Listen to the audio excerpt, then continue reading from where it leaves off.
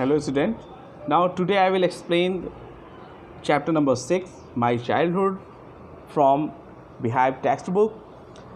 This chapter is extracted from an autobiography, Wings of Fire, who is written by APJ Abdul कलाम. ये जो chapter है my childhood, ये related है wings of fire autobiography से, जिसको APJ Abdul कलाम ने लिखा है.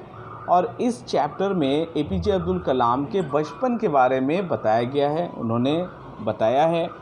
So let's start. What is the chapter. APJ Abdul Kalam का जन्म रामेश्वरम शहर में हुआ था. उनके पिता का नाम जैनुल आबदीन और उनकी माता का नाम अशी अम्मा था. कलाम के पिता जैनुल आबदीन बहुत ज़्यादा लिटरेट पर्सन नहीं थे और रिच पर्सन भी नहीं थे, फिर भी वे काफ़ी kind hearted and wise person थे. और उनकी जो मदर थी वो बहुत ही काइंड हार्टेड थी. बाहर से बहुत सारे लोग उनके घर पे खाने के लिए आया करते थे. अब्दुल कलाम के 3 भाई और 1 बहन थी. वे रामेश्वरम के मस्जिद वाली गली में अपने एंसेस्टर्स के घर में रहा करते थे. मतलब जो उनकी पुश्तैनी मकान थी उसमें वो रहा करते थे. वो पक्का मकान था और बहुत बड़ा भी था. इनके जो फादर थे वो लग्जरियस चीज़ों से बच के रहते थे और जो अनावश्यक की चीज़ें होती थी वो उनके घर में नहीं रहती थी. अब्दुल कलाम जब 8 साल के थे तो सेकेंड वर्ल्ड वॉर स्टार्ट हो जाता है. उस समय क्या होता है कि जो इमली जो होती है उसकी जो सीड्स होते हैं वो बहुत ज़्यादा डिमांड में आ जाते हैं उस समय. और वो क्या करते थे APJ अब्दुल कलाम कि इन बीजों को इकट्ठा करते थे और बाज़ार में सेल करते थे. उन्हें दिन भर इकट्ठा की गई सीड्स का लगभग 1 आना 6 पैसे के आसपास मिल जाता था. उन दिनों ये एक अच्छी मनी हुआ करती थी. उनका जो चचेरा भाई था शमशुद्दीन, रामेश्वरम में न्यूज़पेपर डिस्ट्रीब्यूशन का काम करता था और उसे एक हेल्पर की आवश्यकता थी उस समय.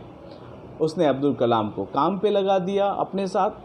कलाम को अभी तक ये प्राउड होने वाली जो फीलिंग थी कि उन्होंने सेल्फ अर्न करने वाले जो प्राउड होता है वो फील करना इसी समय उन्होंने शुरू किया. अब्दुल कलाम अपने माता पिता से बहुत ही प्रभावित थे. उन्हें अपने पिता से ईमानदारी एवं सेल्फ डिसिप्लिन सीखा. उन्हें अच्छाई एवं दयालुता अपनी माता से विरासत में मिली थी. बचपन में उनके 3 बहुत ही बेस्ट एंड क्लोज फ्रेंड थे, जिसमें रामानंद शास्त्री, अरविंदन और शिव प्रकाशन थे. ये सभी लड़के हिंदू ब्राह्मण फैमिली से रिलेटेड थे. बच्चों के रूप में उन्होंने कभी भी आपस में कभी भी रिलीजन रिलेटेड डिफरेंस फीलिंग नहीं किया. जो ईयरली सीताराम कल्याण, मतलब सीताराम का जो शादी का अवसर होता था या समारोह होता था, उसमें कलाम का जो परिवार था वो भगवान की मूर्तियों को बोट पे ले जाने और ले आने का काम करता था. और जो इनके पिता और जो इनकी ग्रैंड मदर थी वो इनको सोते समय रामायण की कहानियों को सुनाया करते थे. तो इनके मन में एक तरीके से सभी धर्मों के लिए बहुत ही अच्छा विचार बना रहता था. एक बार अब्दुल कलाम 5th स्टैंडर्ड में थे तो वो उनके स्कूल में एक न्यू टीचर आते हैं. जब वो न्यू टीचर आते हैं तो वो देखते हैं कि एक टोपी लगाया हुआ लड़का एक पंडित ब्राह्मण लड़के के साथ बैठा हुआ था. और अब्दुल कलाम अपने फ्रेंड रामानंद शास्त्री जो ब्राह्मण फैमिली से थे उनके साथ आगे की लाइन में बैठे थे. जो न्यू टीचर थे उन्होंने मुसलमान लड़के और हिंदू लड़के को एक साथ बैठने का परमिशन नहीं दिया. उन्होंने अब्दुल कलाम को पीछे के बेंच पर बैठने को कहा. अब्दुल कलाम और रामानंद शास्त्री दोनों ही बहुत सैड हो गए, दोनों ही बहुत रोने भी लगे. बाद में रामानंद शास्त्री के फादर को जब ये बात पता चली तो उन्होंने उस न्यू टीचर को बहुत ही डांटा और उसको बोला कि या तो आप अपनी गलती को ठीक कर लीजिए, अदरवाइज़ आप यहाँ से इस जगह को छोड़कर चले जाइए, क्योंकि हमारे इस रामेश्वरम में कोई भी धार्मिक डिस्क्रिमिनेशन नहीं होता है.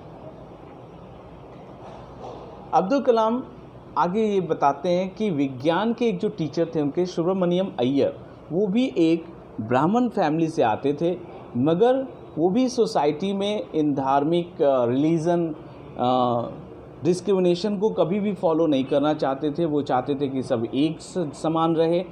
तो एक दिन उन्होंने अब्दुल कलाम को अपने घर भोजन करने के लिए इनवाइट किया। अय्यर की जो वाइफ थी वो बहुत ही ज़्यादा ऑर्थोडॉक्स थी, रूढ़िवादी थी। उन्होंने एक मुसलमान लड़के को अपने किचन में खाना खिलाने से इनकार कर दिया, मगर अय्यर जो कि साइंस के टीचर थे, उन्होंने कलाम को अपने हाथों से खाना दिया और ख़ुद उसके साथ बैठ के खाना भी खाया। भोजन के बाद अय्यर ने उन्हें नेक्स्ट वीक फिर से आने का ऑफ़र किया, इनवाइट किया। जब कलाम अगले वीक मीन्स नेक्स्ट वीक फिर से वो साइंस के टीचर अय्यर के घर आते हैं, तो अब उनकी वाइफ जो थी उन्होंने उन्हें किचन में ले गई और अपने हाथों से खाना सर्व किया। तो इसमें कलाम अपने लाइफ स्टाइल में चाइल्डहुड की स्टोरी में ये लिखते हैं कि कभी भी उन्होंने रिलीजन रिलेटेड डिस्क्रिमिनेशन फील नहीं किया। अगर फील भी किया तो वहीं तक था जहाँ तक लोगों में अवेयरनेस की कमी थी। फिर आगे वो इस चैप्टर में बताते हैं कि उस समय के बाद जो सेकेंड वर्ल्ड वार हो रहा था वो अब ख़त्म हो गया था। भारत को फ्रीडम अब मिलने ही वाली थी। होल कंट्री सेलिब्रेट कर रही थी खुशी को। अब्दुल कलाम ने अपने पिता से रामनाथपुरम में जाकर पढ़ने की अनुमति मांगी, बट उनकी मदर ने ये चीज़ एक्सेप्ट नहीं किया। बट उनके फादर, जिन्होंने उनकी मदर को बहुत समझाया और बोला कि ये बच्चे आपसे बॉर्न हैं, लेकिन इन पे आप अपने थॉट्स को इम्प्लीमेंट नहीं कर सकते, आप इनको फ्री छोड़ो। जैसे कि एक बर्ड जो होता है वो बॉर्न होने के बाद खुद से उड़ना सीखता है, उसी तरह इनको भी उड़ने की आज़ादी दो आप, ये इनका पर्सनल राइट है।